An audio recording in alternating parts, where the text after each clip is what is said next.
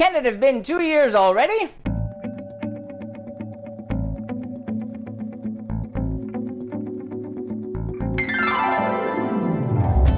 And welcome back to Cliffieland and our second attempt of cooking the food of every single country in the world in alphabetical order. We're taking a pause here to look back on year 2 in review. Year 2 we have just finished as we cooked weekend country number 97, and we have 96 countries left to go to finish the 193 United Nations member states, and then we'll do the other ones after that. But we need to take a look back, and this has been a year of tremendous highs and tremendous lows, both on the stove and behind the camera, and some of the behind the camera drama has been reflected in the food in front of the camera, so I'm just letting you know if you've ever looked at my stuff and said, what the hell did he do? In any case, when we came back last time from our pause, we came back to have to take another week off because a hurricane was heading right our way here in South Florida, and the next week a hurricane was heading towards my family in Puerto Rico, which was very sad, and it happened to be the week I was cooking the food of the Dominican Republic, which is very similar and right nearby, and that came out okay despite the difficult circumstances. Then we moved over to have the food of Ecuador in South America,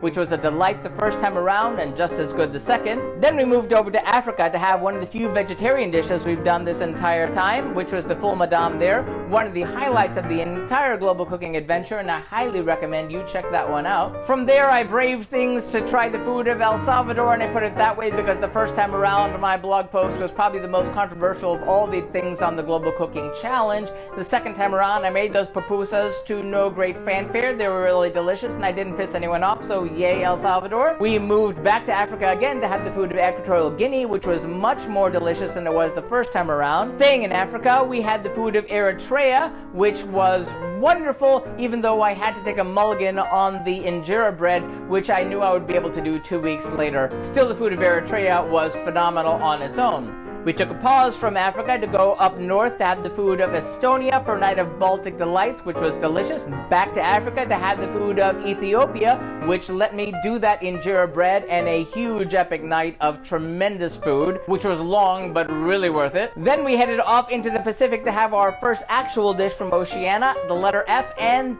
Fiji. We made a palu sama there, which was much better than it was the time before. It was wonderful, not as great as it would be if it was actual authentic and done the authentic way, but you know, I really loved it and it was terrific. But I really enjoyed it, as well as the salad that went alongside of it. It was tremendous, and it made me look forward to the many Oceania dishes that I have looking forward to in years 3 and 4. And that's when things totally fell apart. We had a lot of terrible things happening behind the camera the next week when we did the food of Finland, which meant that I didn't have time to research it as much as I should have, which meant that I wound up kind of doing it by the seat of my pants, which meant that the food came out really badly. It tasted okay, but in terms of anyone who knows anything about the food of Finland, it was an utter and epic disaster, and it required the entire internet to look, point, and laugh. So I had another Scandinavian fail, which I didn't want to happen, but it did happen, and I promised people of Finland next time I do that, I will try much harder. Thank you for your input on that one. But we moved on to have the food of France, which, you know, France. You could spend a lifetime doing the food of France.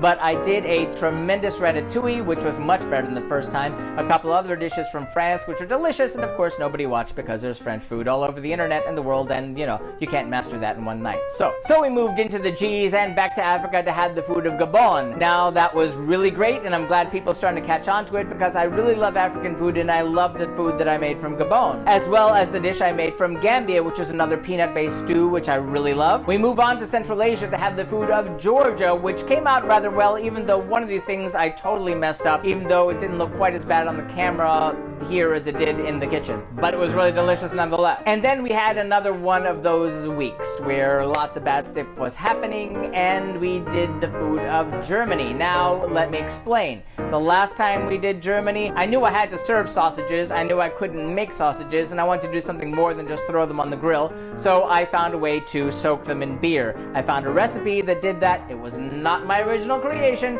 although everyone in Germany looking at that again pointed and laughed and said, no one in Germany does that. And I thought, well, I'm sorry no one in Germany does that. I feel really stupid. I didn't realize that the recipe, which was not my idea, came from an American celebrity chef and not a German person, so oops. Still, it all tasted really good. I really liked the food I did from Germany. Back to Africa to have the food of Ghana, one of the spectacular delights from the first time around, a peanut soup that was really wonderful the first time, and it was really great the second time, although having so many peanut-based items from Africa is still delicious, but doesn't quite have the novelty it did the first time around. But it was really great. Then we got another biggie with the food of Greece, one of the nights that I wound up cooking over several nights the first time, and I certainly couldn't do that with the YouTube videos, so I wound up having to shorten what I did, but it was really great. I really loved it, and I know there's Greek food all over the internet, so be the one person who watches that. Then we headed back to the Caribbean, which has been something of super highs and lows for me, to have the food of Grenada. I did an oil down from there, which I rather liked.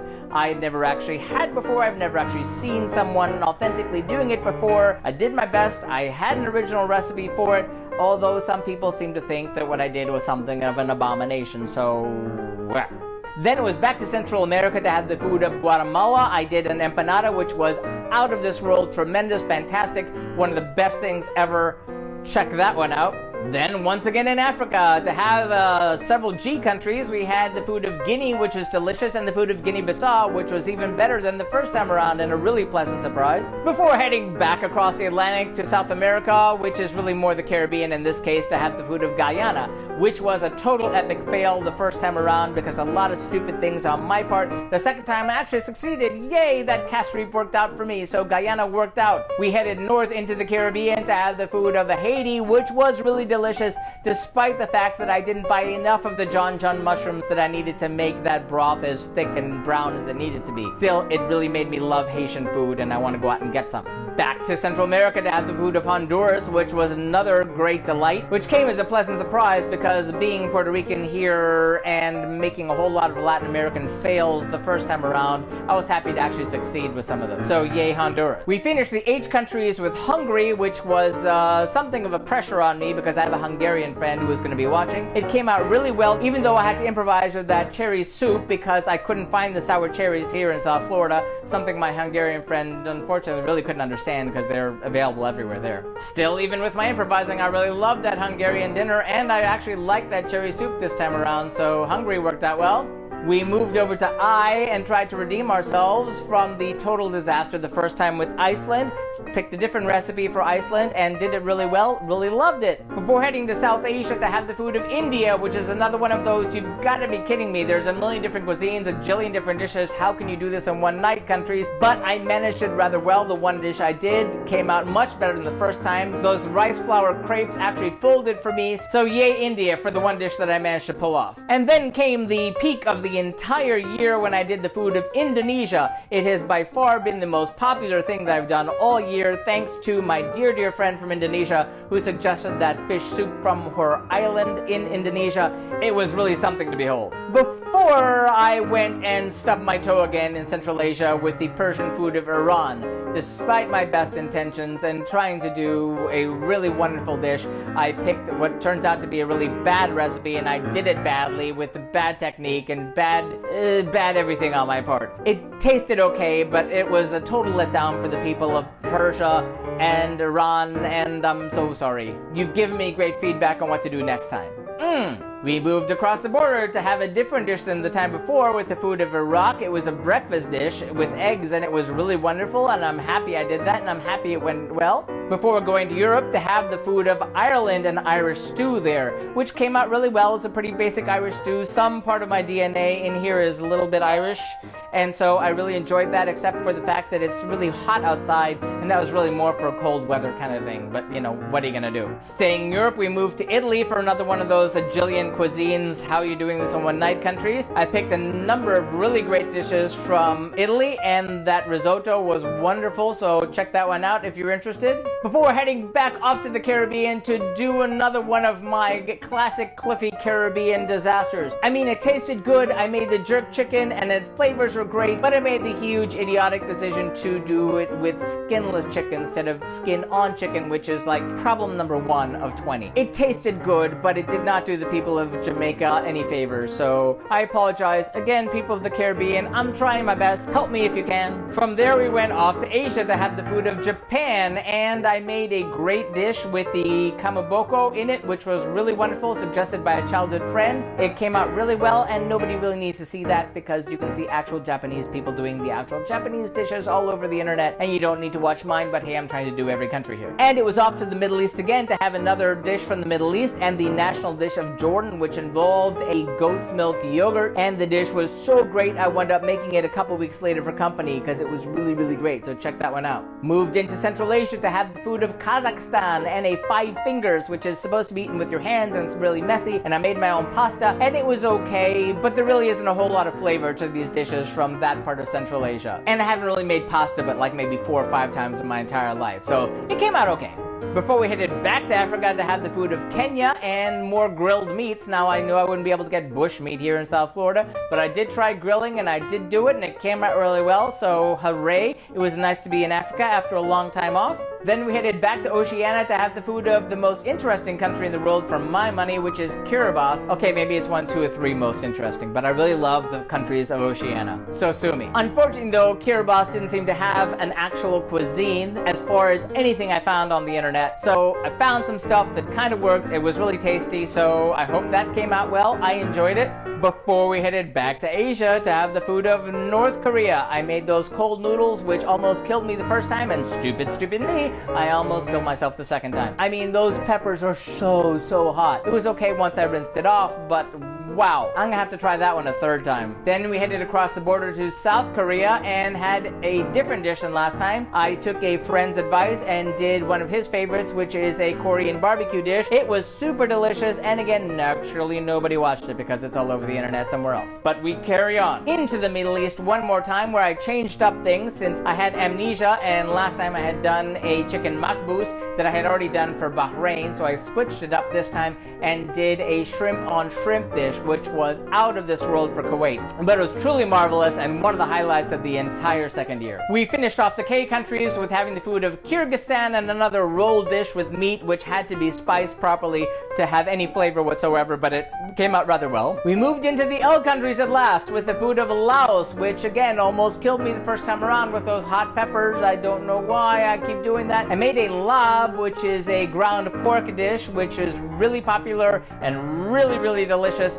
And off camera, I wound up doing that sandwich, which almost killed me the first time because this time I didn't put too much of the chili paste on it. We moved back to Europe to have a pork stew from Latvia, which is really hearty and delicious. Then it was back to the Middle East to have another one of my all-time favorite world cuisines and the food of Lebanon. I made a tremendous baba ganoush, and I made my own pita bread, and it worked, and I was really happy, and Lebanon was one of the best things I've done, proving that Middle Eastern cuisine is becoming one of my favorite ones in the world. But I don't really have favorites. We finally made it back to Africa, in this case Southern Africa, to have the food of Lesotho, which is a pounded meat, which came out rather well. And then it was off to Liberia last week when I made a rice jollof, which I know is already getting to be controversial because Liberia isn't the one who invented rice jollof, and it doesn't look like a rice jollof your grandmother made, and rice jollof is different in different countries. And I would like to take this moment to point out that with all these recipes, I am not the one who is creating these recipes. I'm not inventing the recipes. I may be picking very bad recipes, although I try to pick ones from the countries in question, and I try to be as authentic as I humanly can. And I am also an amateur because I've taught myself to cook doing this thing. Still, I'm doing my best. I'm trying to enjoy what I'm doing, and we're trying to carry on through year 3, which is coming up. We'll be doing the countries L through S, and there's a whole lot of things that you haven't seen the first half that are coming up in the second half, so stay tuned. Also, if you're watching our USA to Z series, that's going elsewhere on the channel. We're up to the letter I there. Thanks for watching, everyone. You've been a delight. Let's keep that globe spinning, and thanks for watching. And remember, if you'd like to see our streams live when they happen every Tuesday night, be sure to follow us on Periscope or Facebook Live, like and subscribe to be advised when these videos are posted. Remember, links to the original recipes can always be found in the About section. And if you have any thoughtful feelings or helpful suggestions about the food that we're cooking, let us know in the comments. Thanks for watching and happy eating!